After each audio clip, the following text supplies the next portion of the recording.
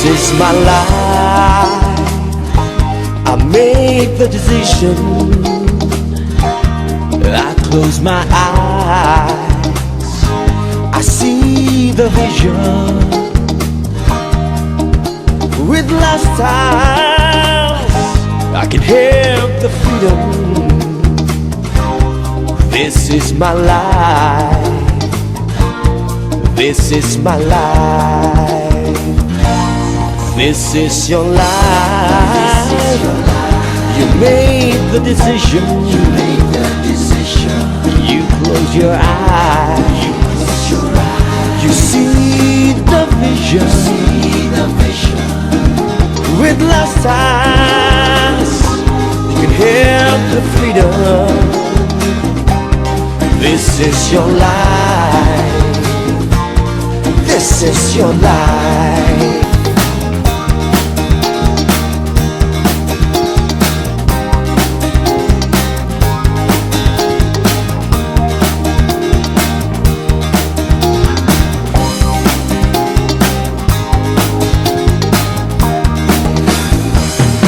On my way, live better every day. So join my way, live better every day. So join my way, live better every day. Live better, live better, live better. Every day. Whoa.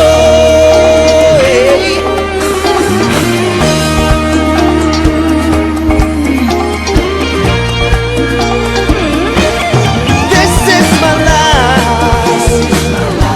I made the decision. I close my eyes, I see the vision. Oh, with last eyes, you can have the freedom. This is my life. This is my life. This is your life. You made the decision. You close your eyes and you see the vision. Ooh, in last house, you can have the freedom. This is your life. This is your life. So join my way, live better every day. So join my way, live better every day. So join my way, live better every day. Live better, live better, live better every day. Live better every day.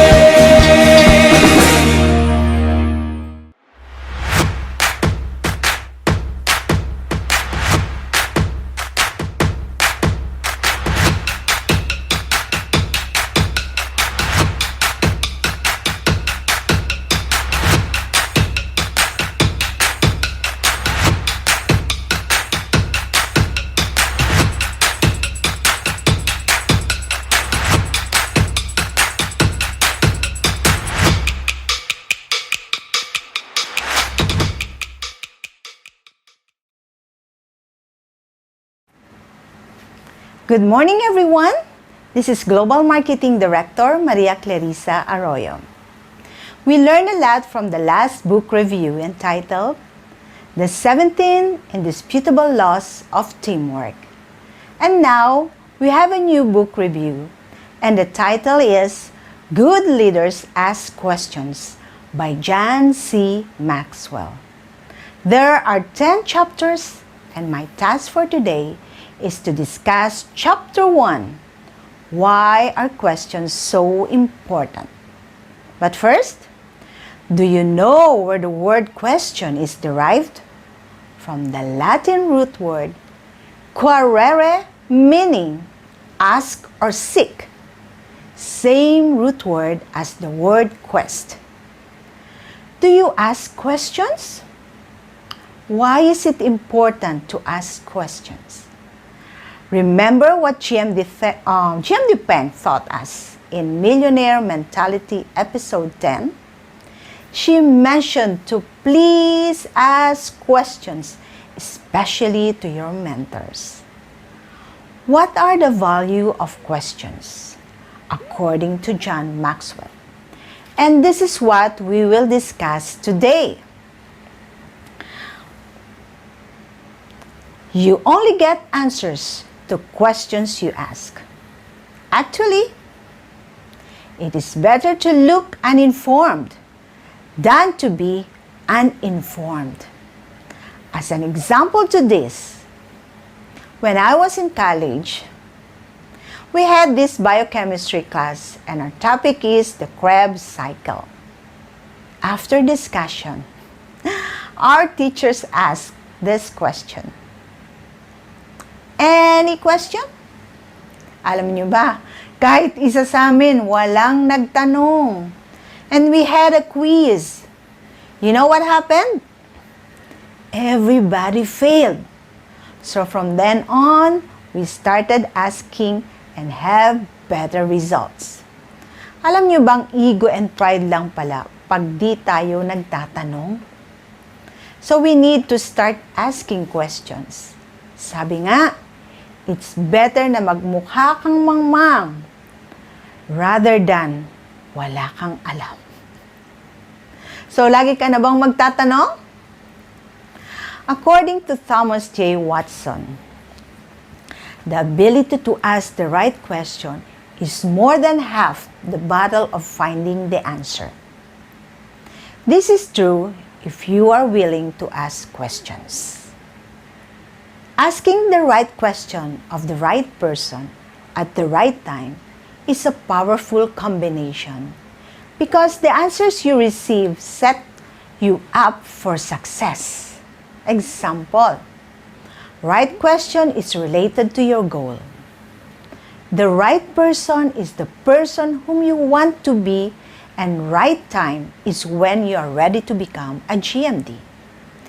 And it should be urgent. Ask questions to your angel upline as they are the right person and not cross lines. As they don't have interest in your business. Hindi niya alam anong nangyayari sa business mo. When is the right time? Time when you feel you're lost, depressed, lobat ka, lalo na pag walang nangyayari sa business mo. So next value is, questions unlock and open doors that otherwise remain closed. According to John Maxwell, successful leaders relentlessly ask questions and have an incurable desire to pick the brains of the people they meet. An example, and a very good example to this, is GMD Peng, who asked distributors what are the questions in your journey in lifestyles that you have concerns. So inalam ni Ma'am Peng ano bang mga challenges mo? Why di ka na po promote? Bakit nawawala ang downlines mo? Bakit walang nangyayari sa business mo? I really appreciate what GMD Peng did during the pandemic. She came up with daily dose. And there are 100 questions with answers based from her experiences. These questions are in video that we can replay and can be passed to our new distributors. This unlocks questions that we need in our journey and lifestyles that can lead us to our success. There are problem-solving questions mentioned by John Maxwell. If there are some issues in your team, You need to address it and use these questions as a guide. Okay. Why do we have this problem? Alamin mo dapat anong nangyayari. How do we solve the problem? Kailangan meron kang gawin.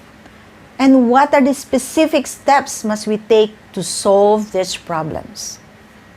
You know what? As a leader, you must always be looking forward for the sake of your team. When you face a problem and don't know what steps need to be taken to advance the team, ask this why, how, and what questions. The next value. Questions are the most effective means of connecting with people. Through example, when we are lost, we ask for directions. Even if the person is in a hurry, people stop to answer and give directions. Like in our prospecting, especially cold prospects, we try our best to communicate by asking about their form. Remember, the family, occupation, recreation, and money. We ask questions to know their needs and to learn more about their lives. So, this can start a good rapport with your prospects. According to George Bernard Shaw, the greatest problem with communication is the illusion that it has been accomplished. May sagot ka na kaagad sa tanong mo. Maghintay ka, magtanong ka. Example, I myself, I'm so guilty of this. When I started here in Lifestyles, I assumed na alam ko ng sagot sa lahat ng tanong ko. That I already have answers to all my questions. I should have seek mentorship and ask questions how to start my global business. Para sana di ako tumagal ng 4 years as NMD. Pag nagpa-mentor ka, dapat wala munang sagot at the back of your mind. So you will listen diligently, concentrate, focus ka sa sinasabi ng mentor mo para di ka din maguguluhan. Okay? The next value is questions cultivate humility, which I consider a very good quality we have to develop as a person.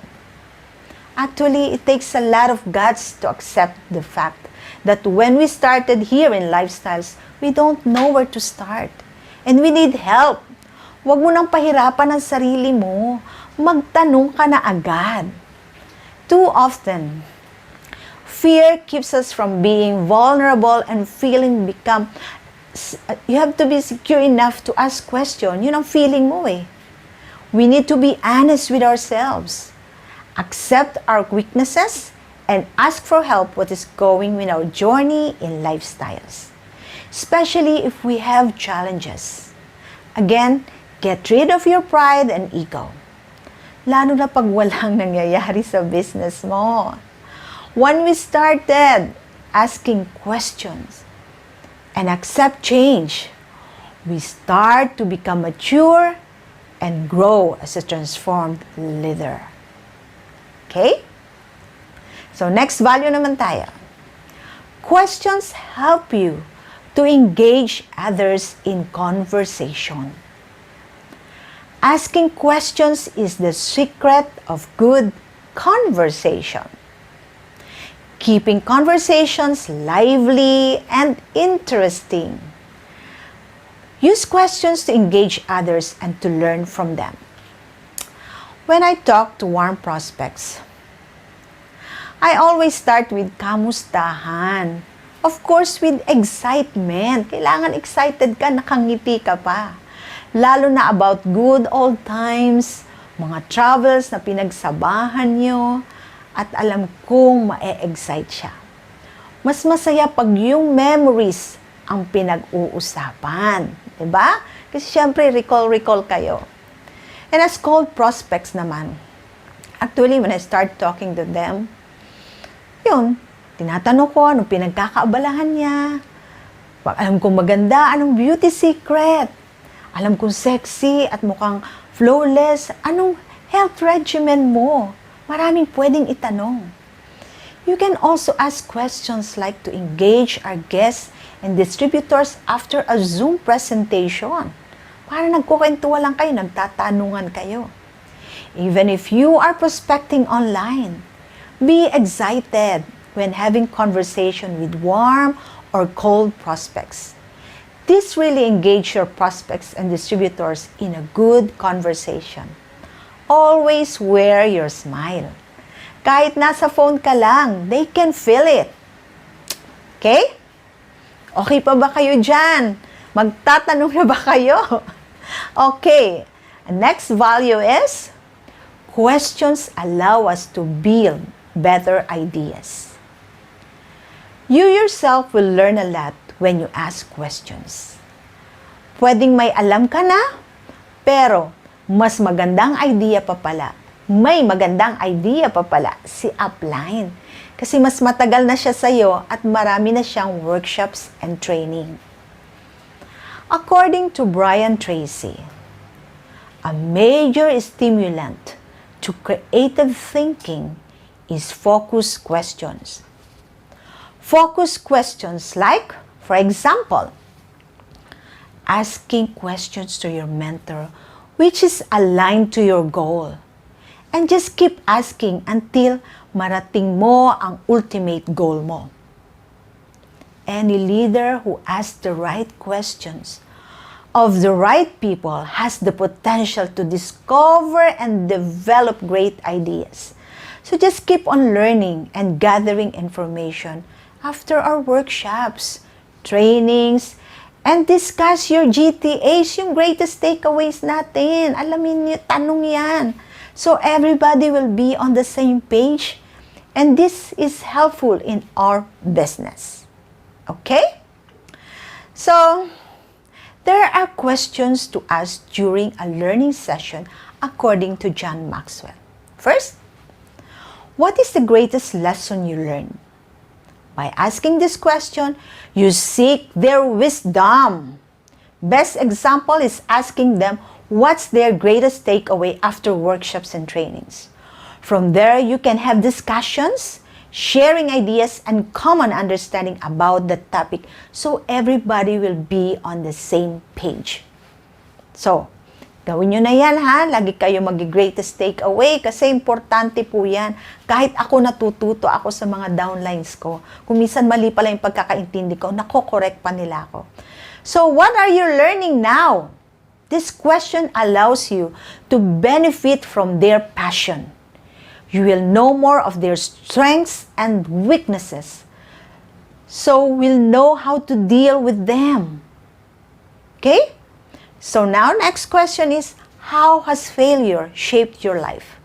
Gives insight into their attitude.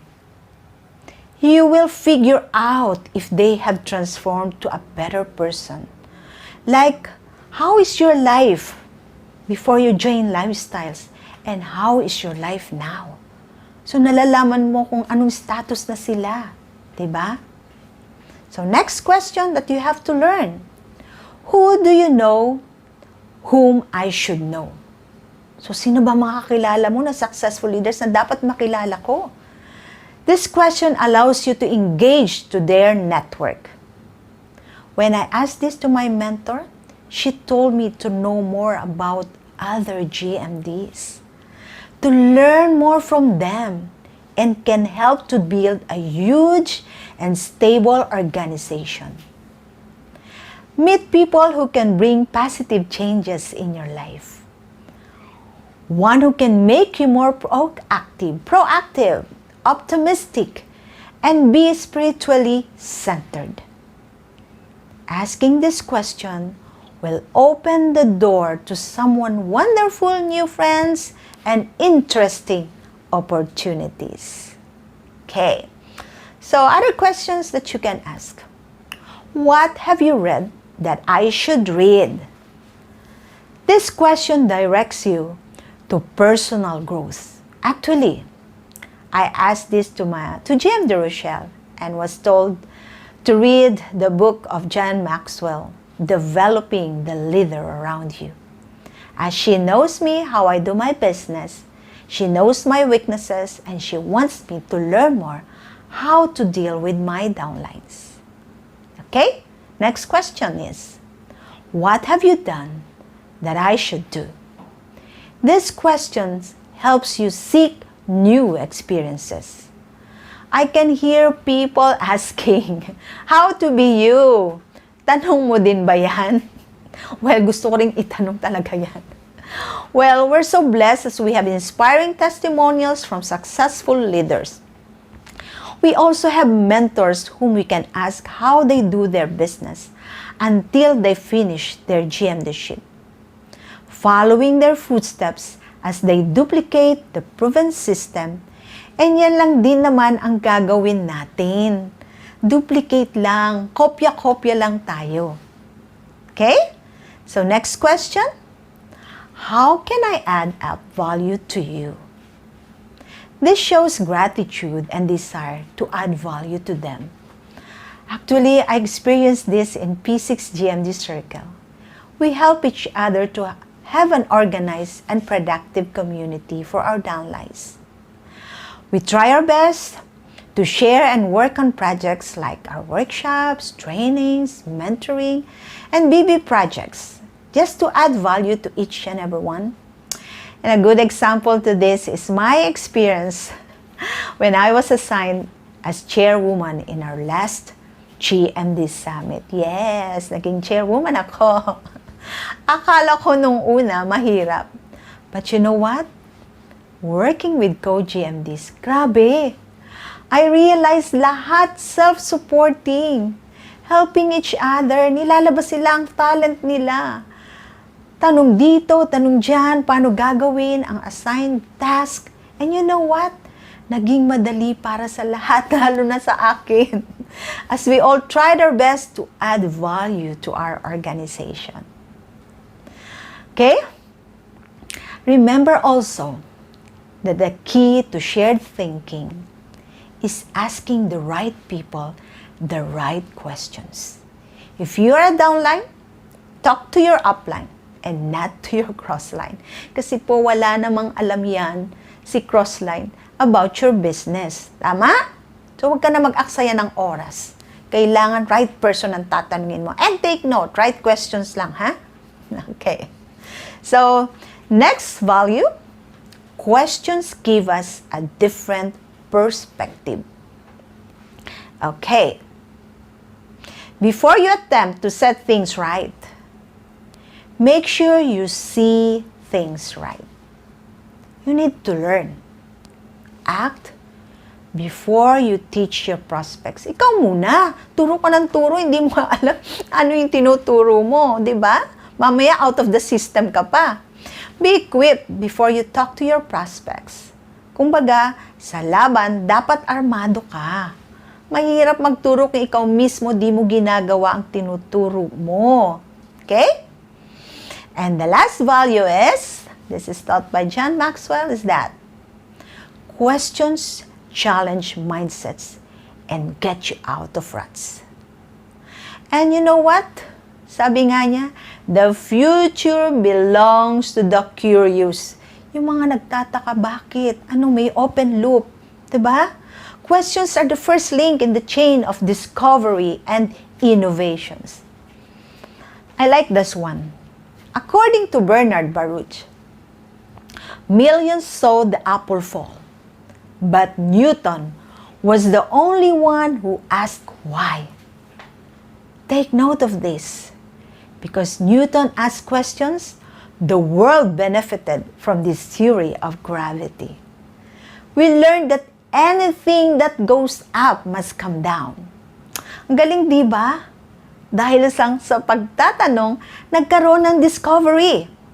Kaya magtanong ka na din para madiscover mo paano ka kaagad maging GMD. Oh my goodness, huwag nyo nang patagalin ang inyong pag-GMD. Okay, next. Good questions inform. Great questions transform. So if you want to make progress, if you want to find new ways of thinking and doing, you need to ask questions. You know what? According to Anthony Robbins, quality questions create a quality life. Successful people ask better questions, and as a result, they get better answers. Here are some life-changing questions asked by different people to John C. Maxwell. First, what do you want to do with your life? We usually hear this from our parents, right? Asking this question will give you a thought of what is going on in your life. Life is a choice, right? Okay, next question. Do you know you're a leader? This question can boost confidence of your downlines. Your upline mentor observes your leadership behavior, and as long as you follow the proven system and follow your mentor blindly, well, you know, mentor knows you are a GMD in the making. Magpasikat ka, ipakita mong sumusunod ka sa system para talagang aalagaan ka rin ni mentor. Next question is, do you have a plan for your personal growth? As a distributor, attending workshops and seeking mentorship will help a lot to transform you to a great leader, not only in lifestyles but anywhere you go. Next question. Can I help you get started in business? Asking this makes our new distributor feels comfortable. Let's just be humble enough that we need to be equipped to be successful in our business. So how can we receive regular, ongoing training from you? That's a good question, right? New distributors asking this question are really motivated, decided to learn, and soon to be empowered leaders. So upline can match new distributors' energy. As we all know, when the student is ready, the teacher arrives. Yes, right? And if you are asked with this question, be happy, as the distributor feels that he wants to follow your footsteps because you are successful. What could we do to make a difference? This is about self-assessment.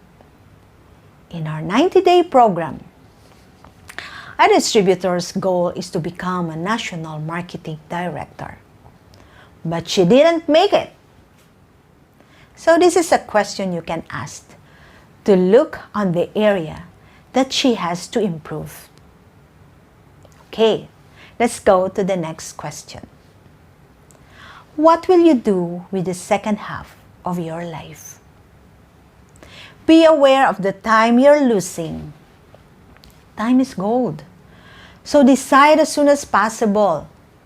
Do lifestyle's mission fast as you can and enjoy a quality life.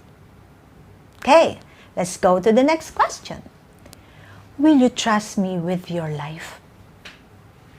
Well, trusting God is having covenant with Him as we do our lifestyle's mission. And remember the 4 pillars? Isn't it that He is the center of our mission?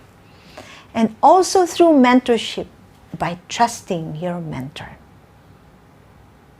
Another question here is, can I mentor you? Adding value to people with high potential who are hungry to grow is one of the best investments a leader can make. I usually ask this question, whom I know who truly acquired the 3 keys to success and 100% player. Remember also that the key to shared thinking is asking the right people the right questions. If you are downline, talk to your upline. Again, huwag makipag-usap sa crossline, paulit-ulit. Kasi wala naman silang alam sa business mo. So, what are some life-changing changing questions that we have here in Lifestyles Now. Obviously, we have these questions that we have in our hope. Kasi talagang powerful questions to. Remember, what do you want to be? How much would you like to earn? What is your big why? What is your ultimate goal? And where will you be 3 to 5 years from now if you continue doing what you are currently doing? As a distributor, start asking and be a global marketing director. These are some questions that can really make a difference in our lives. Grabe, di ba? Pag sinasabi mo yan, talaga yung mga guests natin, nag-iisip, natatauhan. Okay? So, John Maxwell had an experience of gathering hand-selected leaders whom he invited in a table. But you can also use these questions while building your organization. According to him, choose leaders who, first, understand the value of questions, desire the success of others, add value to others' strengths, are not threatened by others' strengths, can emotionally handle quick changes in the environment, understand the place of value at the table, brings out the best thinking in the people around them, have experienced success in the area under discussion, and most of all, those people who will have this we attitude when they live, not a me attitude. Diba? Mas maganda pag we kasi we're working as a team. So just remember all the stuff. Okay? So these are the qualities of distributors whom you want to be part of your organization as your business builders. A reminder also, questions have power. A way for growth, positive changes of direction, and lead to many successes. Some of us wants to look smart by giving clever answers. Feeling magaling ka. We would be much better off if we focus our attention on asking questions. Magtanong ka, basta hindi mo naintindihan, tanong ka. Pag may open room, tanong ka pa din. So magtatanong na ba kayo? Yes! Mas okay na mukhang wala kang alam rather than wala kang alam. Transform to a better you by asking questions. Be a questioner. Questioner ako. You should even ask yourself. And that is the focus of the next topic. I hope you have learned something today. At least, learn and start asking questions. By the way, I just can't help not to share a very exciting and inspiring event that just happened recently. Asking questions to my mentors, GMD Peng, GMD Teen, and GMD Shell, made my hunting for investment easier and faster. Thank you so much, as I just acquired a lot in a high-end community in South Forbes, specifically at Chateau de Paris. So to be successful and make your life easier, start asking questions to the right persons like our mentors. Read this book of John Maxwell, Good Leaders Ask Great Questions. Again, this is GMD Clarice. Thank you.